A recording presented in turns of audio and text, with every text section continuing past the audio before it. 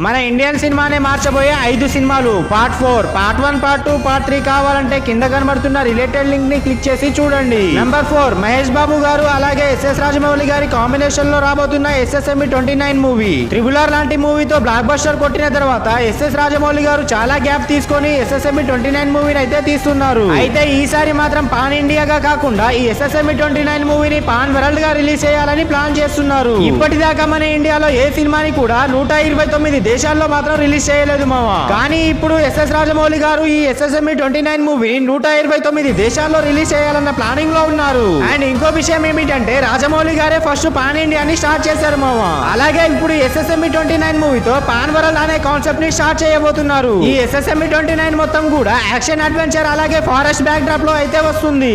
And ఈ movie budget వచ్చేసి 1000 కోట్ల కంటే ఎక్కువే అవుతుంది. కానీ దానికి మాత్రం ₹1 కూడా తగ్గకుండా చూసుకుంటున్నారు.